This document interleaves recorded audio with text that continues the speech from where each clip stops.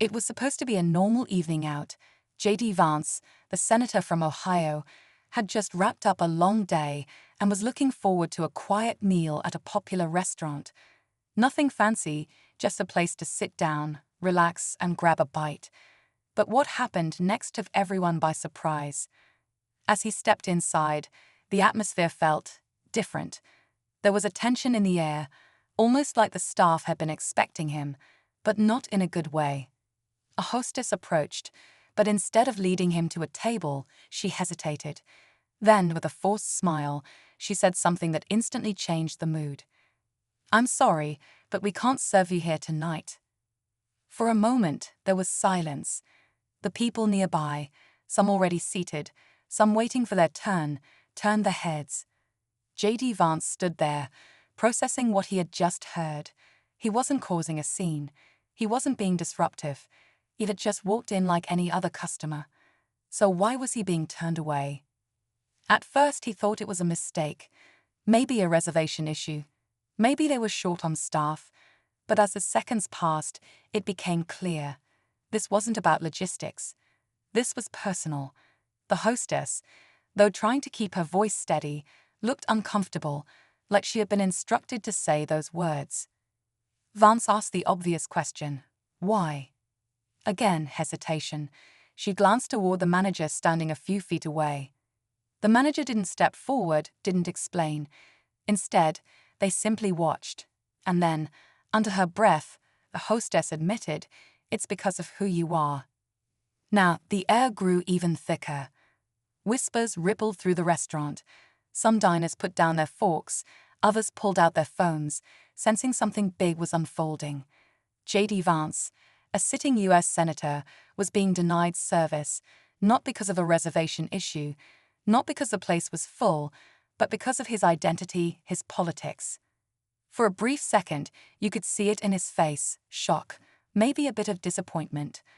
After all, isn't America built on the idea that people, no matter their differences, should be able to coexist, to share a meal without politics getting in the way? But then something unexpected happened. Instead of arguing, instead of raising his voice or calling for a boycott, J.D. Vance did something that caught everyone off guard. He took a deep breath, straightened his posture, and, well, what he did next left the entire restaurant stunned. And trust me, you won't believe what happened after that.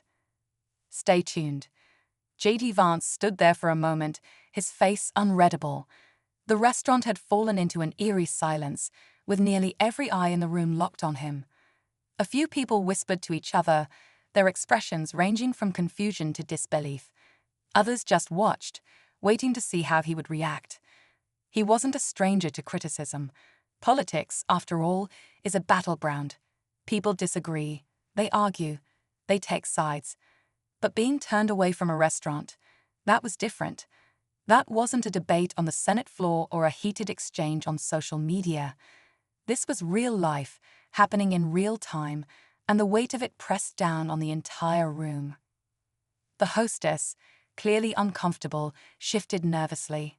She wasn't the one making the rules, that much was obvious. Her hands gripped the podium tightly, and she avoided direct eye contact. The manager, still standing a few feet away, seemed unsure whether to step in or stay back. It was as if no one expected J.D. Vance to actually show up that night, and now that he had, they weren't sure how to handle it. Vance finally spoke, his voice calm but firm. "So, you're saying I can't eat here because of my politics?" The hostess hesitated again. It wasn't a question she wanted to answer. Finally, she said, "It's just, we've had complaints. Some people don't feel comfortable." There it was. Not a firm policy, not a written rule, just complaints. From who? Customers? Staff? No one was saying. The reasoning was vague, but the decision had already been made. The restaurant doors swung open, and a couple walked in, laughing about something before they realized a strange scene in front of them. They stopped short, looking around, trying to figure out what was going on. Others in the restaurant had pulled out their phones, subtly recording from behind menus or half-full glasses of wine. This was a moment that wasn't going to stay quiet for long. Vance looked around the room, his eyes scanning the faces watching him. Some seemed uncomfortable, unsure of where they stood. A few people looked smug, like they approved of what was happening. But there were also others, people who looked just as shocked as he was. A man near the bar, middle-aged with a weathered face, leaned forward slightly, like he wanted to say something but wasn't sure if he should. A woman at a nearby table gave Vance an apologetic look, shaking her head slightly as if to say, "Asterisk, this isn't right, asterisk." And just when it seemed like the moment had finally reached its peak, Clint Eastwood turned toward Barron with a small, knowing smile. "Kid," he said, "I think you just directed your first scene." The reporters, realizing they had lost control, started murmuring among themselves, some already reaching for their phones, no doubt preparing to spin the moment into something else. But it didn't matter, because everyone in that room, everyone watching, knew exactly what had just happened. Barron Trump hadn't just shut them down, he had flipped the entire script.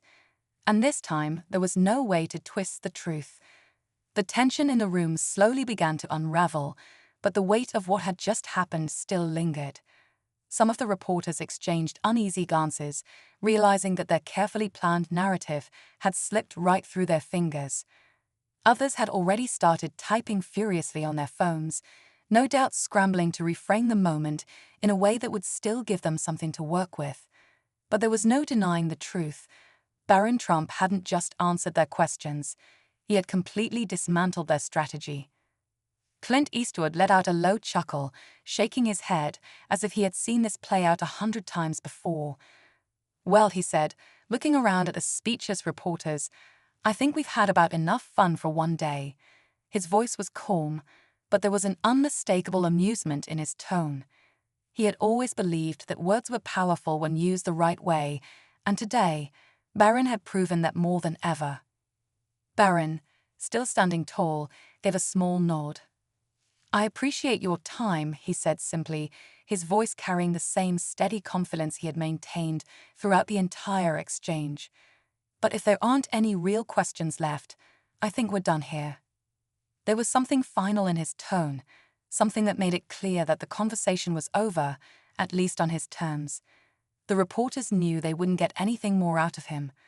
One by one, they started gathering their things, some looking frustrated, others quietly impressed, even if they would never admit it.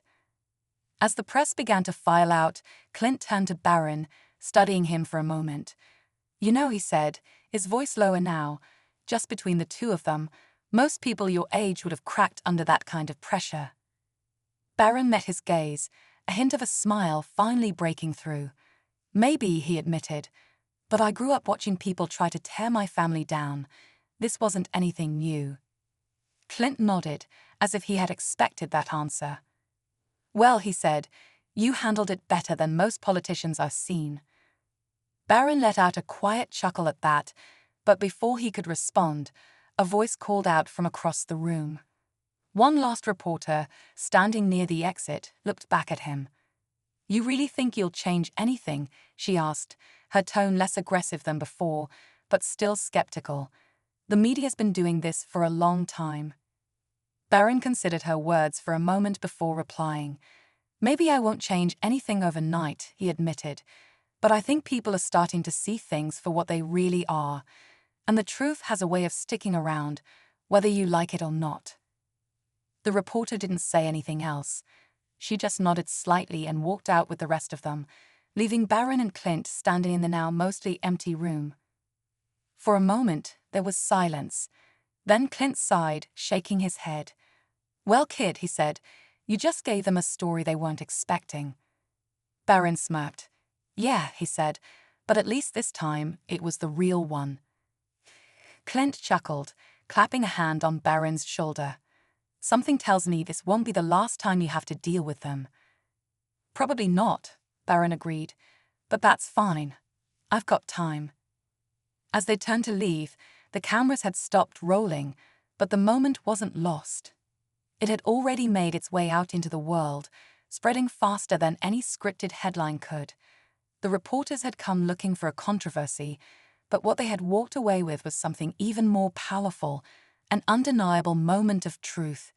And whether they liked it or not, people were going to remember it. In the world of politics and Hollywood, unexpected alliances can sometimes shake up the narrative. But what happens when the youngest member of a political dynasty takes a stand against the media?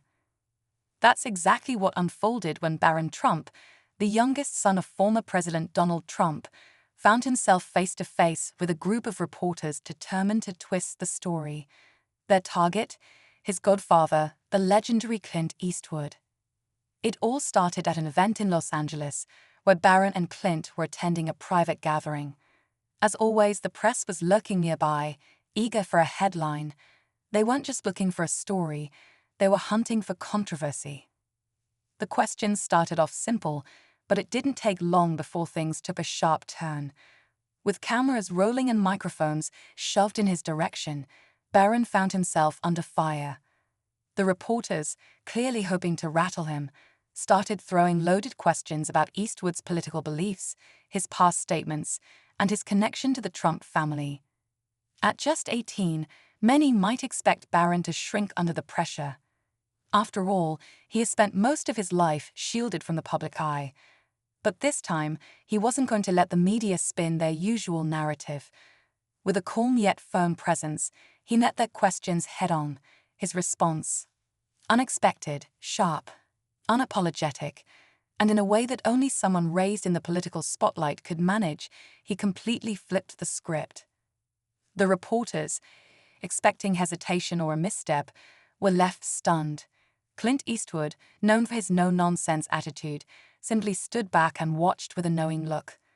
The legendary actor and director, who has spent decades dealing with Hollywood's double standards, seemed to recognize what was happening. But even he couldn't have predicted just how well Barron would handle the situation. The moment was tense. The cameras kept rolling, but the tables had turned. Instead of getting a scandalous quote or a fumbled response, the reporters were the ones on the defensive. Barron wasn't just answering their questions, he was exposing their tactics. And in a matter of minutes, he had done something few could have expected. He had shut them down completely. But what exactly did Barron say that left the media speechless? And how did Clint Eastwood react to watching his young godson take charge of the moment? Stay tuned, because this is a story you won't want to miss. The air was thick with tension as the reporters stood frozen, their usual smug confidence wavering. They had expected an easy target, a young man caught off guard, struggling to defend himself and his godfather. But instead, Barron Trump had turned the moment on its head. He wasn't rattled, he wasn't defensive, he was completely in control.